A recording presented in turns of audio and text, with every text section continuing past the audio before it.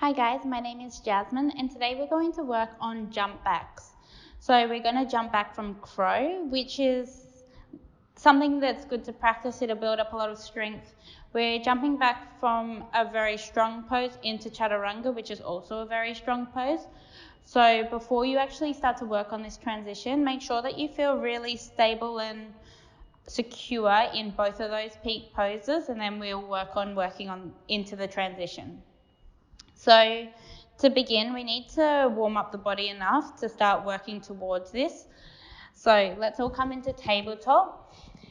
Crow pose is an arm balance, so we're going to warm up through the wrists. So just drawing big circles around the wrists. Go in one direction first, maybe 5 circles, and then the other direction.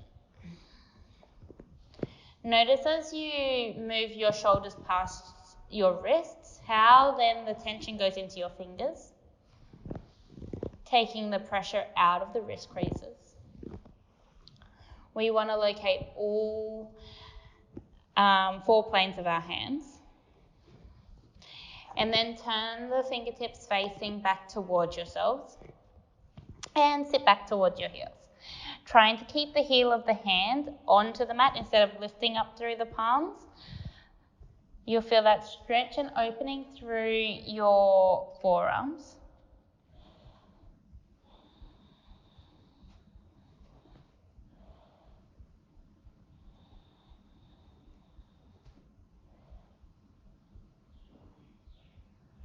And then come back up through center, return your hands back to the front. Let's come through a few rounds of cat-cow. So inhale to dip the belly and look forward. And then exhale, press the ground away and dome the upper back. Inhale, dip the belly. Exhale, dome. A few more times. Follow your inhales and exhales.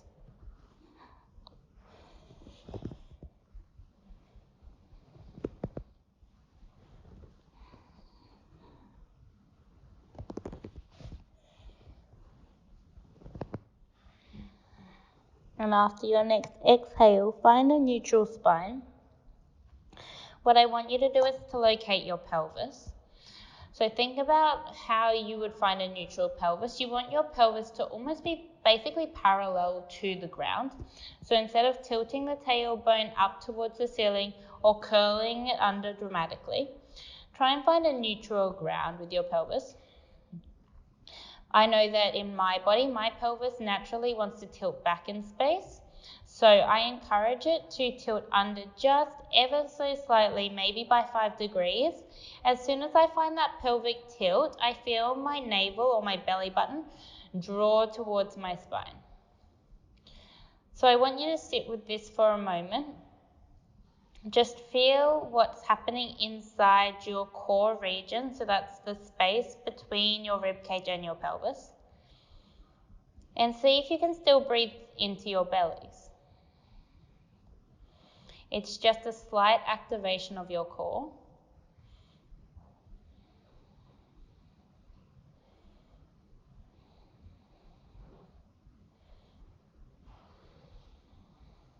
Nice. So we've located that core region. This is really important as we find this transition. So with our jump backs, what happens on the front end, the opposite needs to happen on the back end. So from our crow pose, our chest goes forward and down, whereas our hips and our legs go up and back. So it's hard to get your head around at the start, but then as the motion becomes fluid in your bodies, it'll start to feel more and more normal. Let's come into a seated position. So if you can sit onto your heels, that would be great. If you can't, just take a normal cross-legged seat. It's almost like we're going to find our crow pose with our arms. I know that a lot of us will do bent arm crow, so it'll be more like this. But for this variation, we're just going to press our hands forward. So it's almost like we want to dome the upper back as we push the ground away. We're looking forward between the hands, or maybe just slightly above so that our neck is nice and long. And keeping our pelvis nice and stable, so like we did in our cat-cow or our tabletop, we want to start to curl our tailbone under or lengthen our tailbone down so you feel supported through your spine, through your core region. And it's almost like we're pushing the ground away. I know that it's thin air, but we're pressing the ground away. We're doming the upper back. And then as we bend through the elbows, almost like we're broadening through the collarbones, our elbows come down to graze our side ribs. Feel how your shoulders come away from your ears as you hug everything towards the midline. We're still keeping that activation through the pelvis, so we're not sticking out our bottoms. We're lengthening down through our tailbone. Our palms are flexed. Press the ground away once again. So, crow pose. So today this is our crow pose. And then chaturanga as we bend the elbows squeeze between the side ribs. We're feeling nice and strong and stable through our core region like we have prepared. Press the ground away. Become fluid with this movement. So keep going. We'll do 2 more together. Press the ground away, dome the upper back, and then chaturanga. Shoulders come together on your back. Press the ground away. And chaturanga. Nice. So to build some strength on this, what we're going to do is we're going to come into our 2 peak poses and hold those peak poses for at least 5 breaths. We really want to feel nice and stable through these. So, crow pose. If it's not in your practice, this is a great place to start. So take your hands to about shoulder width apart. We're going to come up onto our feet. There's a few different ways to come into crow pose. So I'm going to show you 2 of the ways. The first way, your feet are together, your big toes touch, come up onto the balls of the feet, bend the knees. We're going to spread your fingers nice and wide, but allow some buoyancy through the fingers. So you have some bends through your knuckles just slightly so that you can feel like your finger pads are pressing into the mat. Hug the elbows towards one another, shift your weight forward, maybe lift one foot, maybe lift the other. So that's option 1 to come into crow. Hold it if this is your option. Option 2, Malasana yogi squat. Your feet are about mat width apart. Often I find that males like this version more. Hug the elbows towards one another, lift your hips nice and high, and it's almost like we're squeezing our outer arms with our knees as we hug everything towards the midline. So instead of stacking, it's almost like we're hugging inwards. Doesn't have to be the perfect crow, just hold whichever version of crow you prefer for another 3 breaths.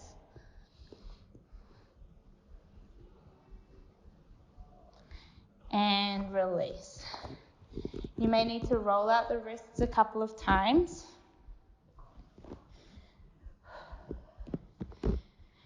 We'll get off the hands for a moment, so let's come down laying onto our bellies. We need to turn on our back bodies. So locust pose, we're going to hold and breathe. Big toes touch behind us. We press our pelvis down and forward into the mat. Inhale, lift the chest, lift the feet. Maybe float the hands as we squeeze the shoulder blades together on the back. Steady your breath. See if you can breathe into your belly. Keep your neck nice and long. Can you lift a little higher for 2 more breaths?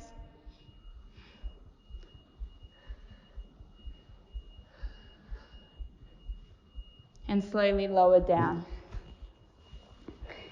Take your hands underneath your shoulders, press up through tabletop. If you have a visual reference, like something about the height of the blocks, for me the block is about a hand width high. Take it as a visual reference. You don't actually need it. We're not going to use it on any contact of our body. We're simply going to use it as a placeholder of how low we go. So we're going to come into chaturanga. We're going to hold chaturanga. I want you to focus on keeping that core region nice and stable, hugging the elbows towards the side ribs, and being able to breathe freely in this shape. So Let's find high plank. You can have your knees on or off the mat. I don't mind. I would encourage you to keep the knees off the mat though, just so that when we do our jump backs, you're not going to be jumping back onto your knees. So this is good prep for you. Bend down just so much that your shoulders aren't on the blocks. You're pressing away slightly. You're keeping your legs nice and strong as you press the ground away through your toes. Instead of sticking out your bottoms, you're hugging your core region, so you're squeezing the front of your pelvis towards your rib cage. And steady your breath. We stay for 3 more.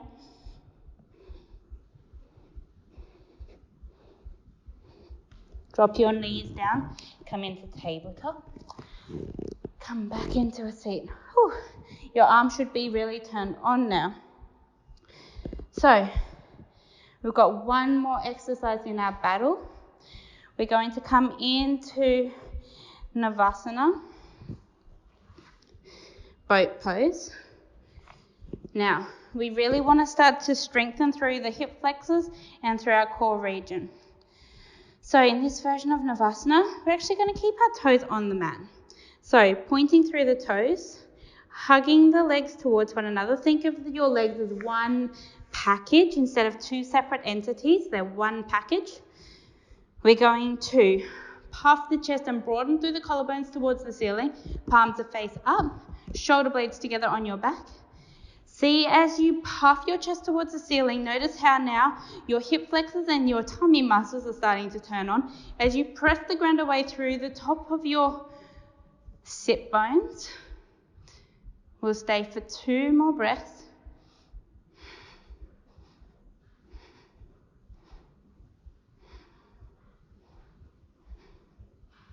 And relax. So, let's go through all of those exercises one more time, just our strengthening exercises. So we're going to go crow pose, locust pose, chaturanga, and then boat pose. All of them we're going to hold for 3 breaths before we start to work into our jump backs. So this time I'm not going to use blocks at all. We're going to come through a smooth cycle. So 3 breaths in each, 3 breaths rest in between. Okay? So, crow pose, you find your own way there. So, if it's something where you can start to float both feet at the same time, I encourage you to start working on that.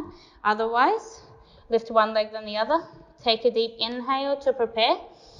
Exhale, crow pose for 3 breaths.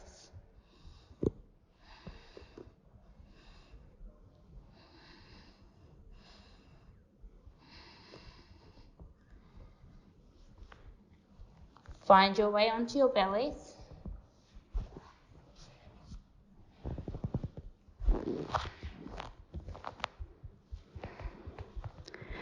Locust pose for 3 breaths. Take an inhale to prepare. Exhale, locust.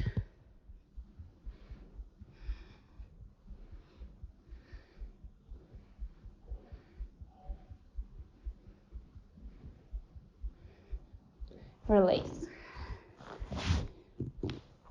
Press yourselves upright. Chaturanga's next on our list. You have another 1 breath. High plank. Chaturanga for 3 breaths. Take a deep inhale. Exhale, chaturanga.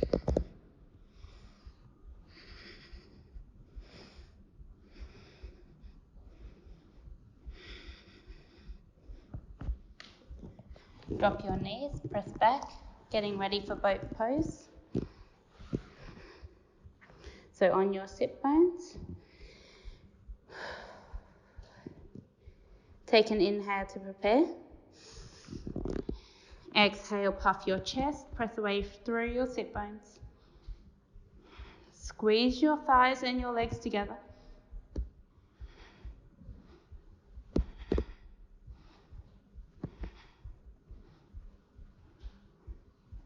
And relax. Okay, so you can come through those strengthening exercises again and again and again, really build up that strength.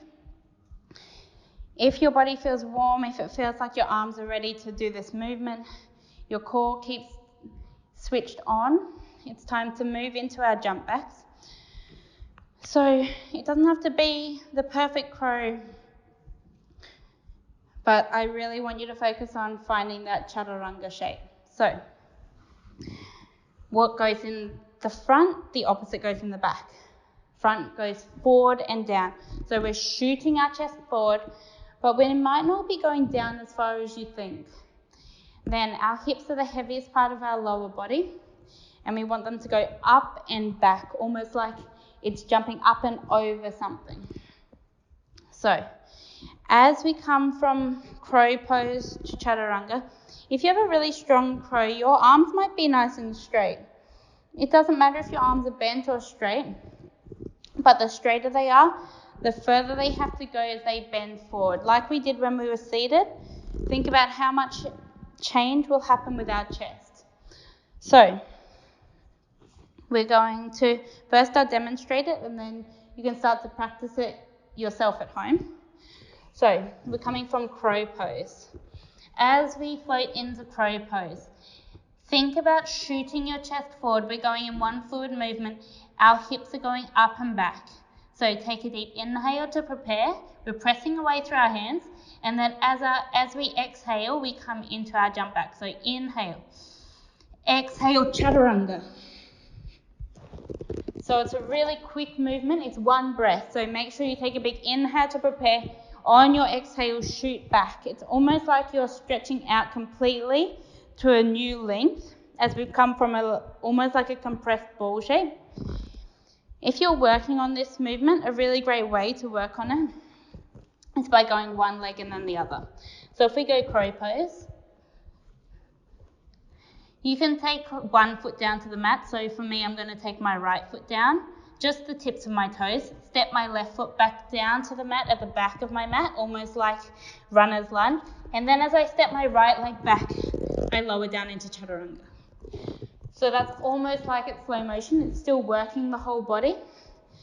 But let's come through it together. So we'll all come into crow pose. We'll hold crow pose for 3 breaths. On our third exhale, we're going to jump back into chaturanga. So everyone, crow pose. We stay for 3 breaths. 1, 2, last inhale.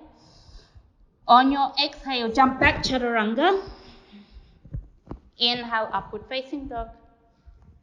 And then exhale, downward facing dog. So I encourage you to keep trying this. Your body's warm enough to keep trying it. If you get fatigued, give yourselves a break, come into child's pose, but allow your arms to come down by your side. So your knees are together, your forehead comes down to the mat, your arms are down by your side. Allow your shoulders and your arms to relax down into the mat. And you can start to implement this into your practice. So it's a really nice motion as you jump back and forward in space. You'll build a lot of arm strength in this variation as we jump back from crow. But the main focus is to keep working on your chaturanga. Your chaturanga is the foundation for most arm balances. So hug your elbows towards your side ribs. Keep your body nice and strong. Even if you just stay in chaturanga for 5 breaths, just try and build on that shape. It's such an important shape in your practice. To finish class today, we'll take our hands to prayer at heart center. Bow your head towards your hands. Namaste.